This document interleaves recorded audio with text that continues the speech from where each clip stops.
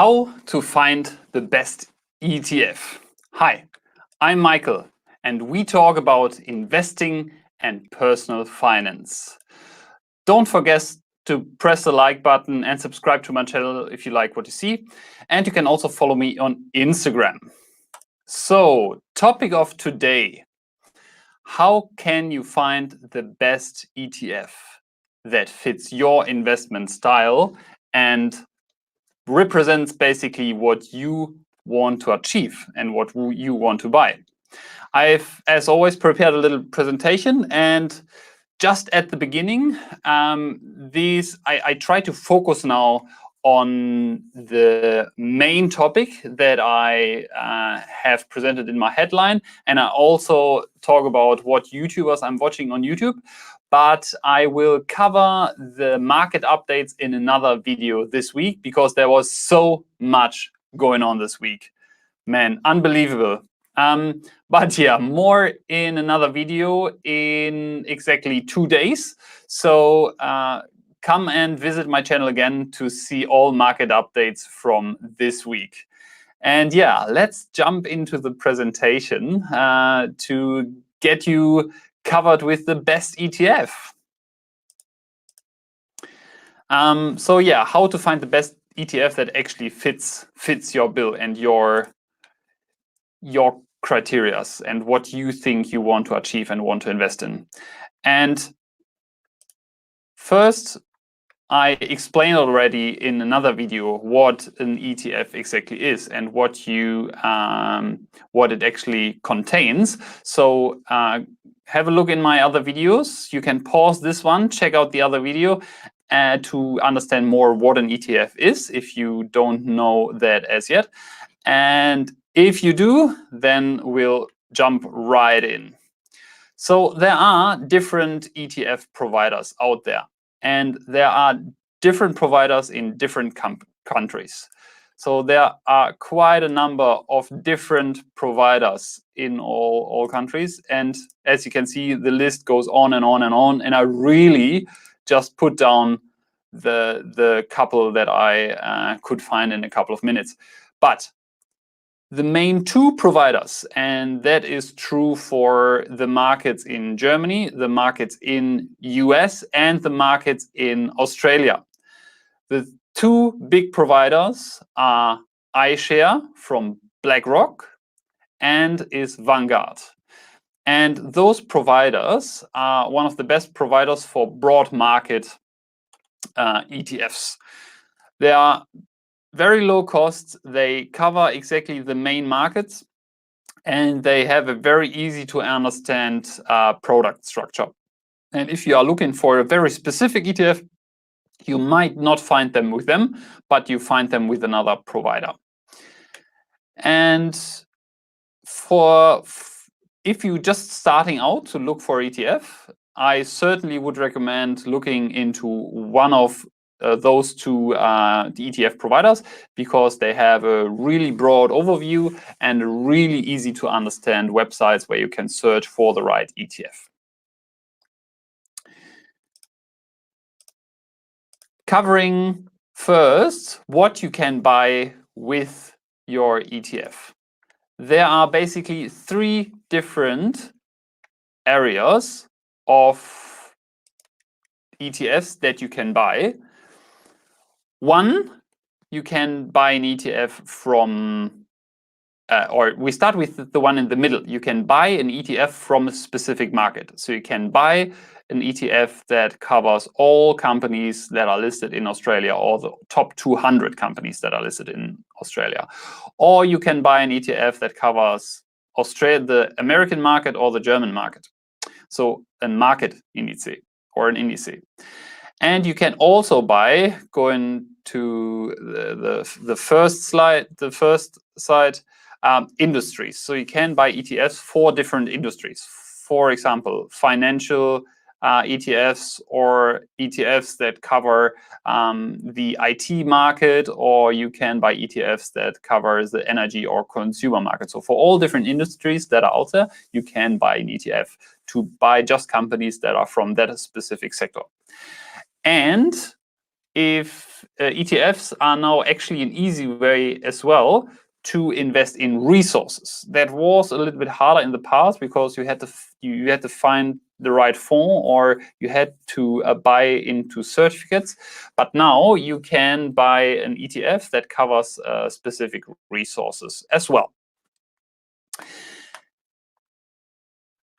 Going into the next slide, and that is the main slide for that presentation, and that's what you are actually looking for when watching my video. So the 8 things that you should check when before deciding what ETF you wanna buy. The first one is a decision that you have to make is, do you want to find an ETF that exactly covers the market?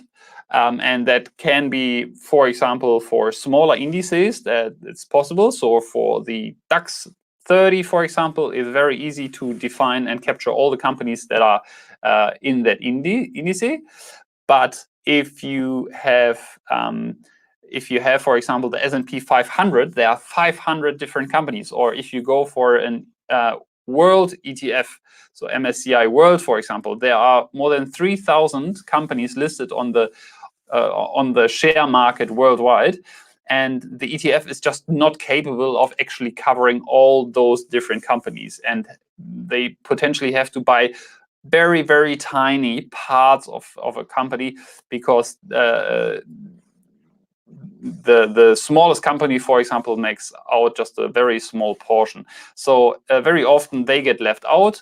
But you buy, for example, for an MSCI World, for example, you buy the biggest 400 companies out of that, and that represents basically already a very good portion of the world ETF. The next one would be, where can I buy this ETF? And yes, you can buy ETFs with your broker of choice, but not all ETFs are available with all brokers, and also the conditions are different, which we come to later.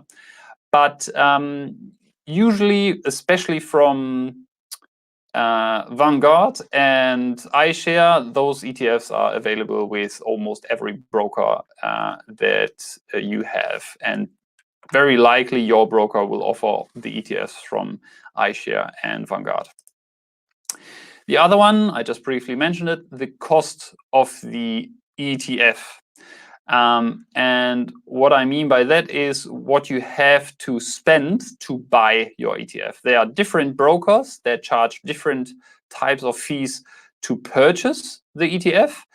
In Australia, it's very simple. It is usually exactly that what your broker covers. In America as well, a lot of brokers, you can buy ETFs for free. And in Germany, it's very dependent on with what broker you are, and if you buy an ETF in a savings plan, or if you buy them directly.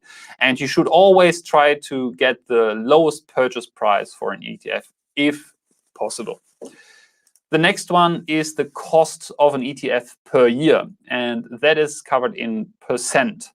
So different ETFs have different costs. More complicated ETFs are usually more expensive, and the ones that are very cheap, that are the ones that represent an index or an index. And the fees can be as low as 0.07% for example, an S&P 500 or an ETF that covers the ASX 200, but it can be very expensive if you, for example, go for an industry ETF or an resource ETF, and the cost can be up to 0.4% per year of the money that you have invested in that ETF.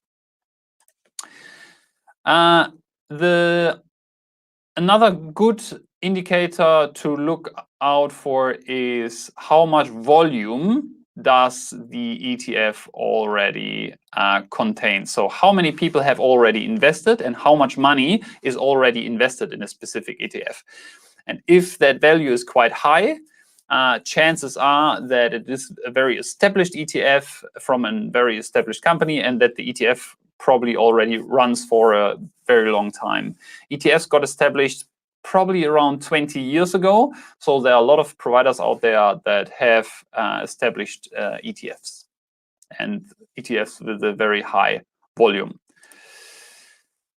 Then that's a little bit harder to figure out, but the tracking difference. And you can look that up. And what that means is how much difference there is between the price of the ETF that is following a specific indice or a specific industry.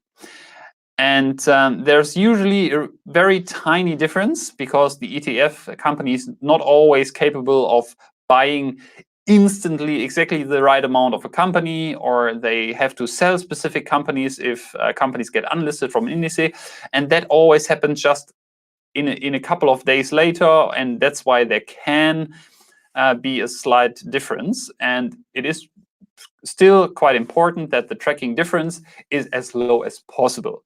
But it's certainly one of the metrics that is not as important for you when you purchase and choose the right ETF. At the 7th position is the passiveness, which is actually not quite correct. But the point 8 is distribution of earnings. And that is a very important point, is if you have your earnings, if you want to receive the earnings back into your account, or if you want to reinvest the earnings within that ETF and want to reinvest that in the ETF so that the value actually grows.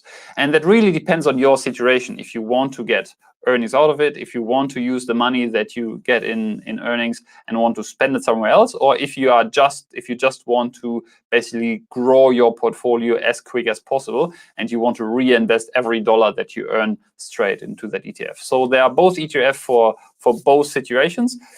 Very often even there are exactly the same ETF with just those two different metrics. So one where you receive the earnings, the payout, or that reinvest the earnings.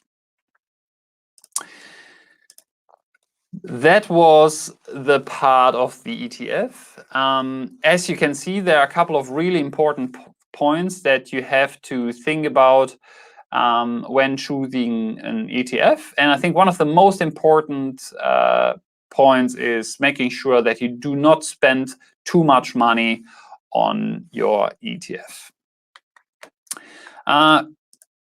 Continuing the presentation, and that's actually one of my favorites, what I'm watching on YouTube at the moment. And I'm watching so much YouTube, you can't believe it, and I should definitely watch less YouTube, but I can't help but watching all that great content that is out there. And one of the channels that I follow very closely is Markus Koch Wall Street.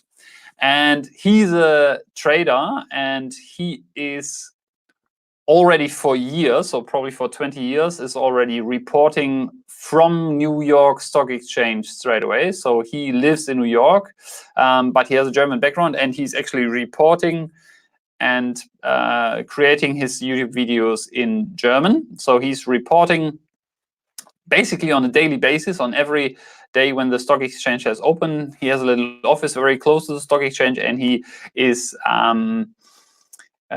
in his little show Opening Bell, he basically talks about the latest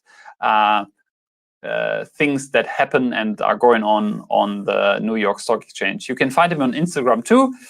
And as I said, probably interesting for people in Germany because he's speaking German in his videos, but is covering the US market. So really, really interesting. Yes, I hope the video today was helpful again and provides you a little bit of knowledge when you pick your ETF, the one that you want to invest in. And if you follow the points that I mentioned in my presentation, it certainly should give you a bit of a guidance on what to look out for. Thanks again for watching the video, and I will see you in the next one. Bye.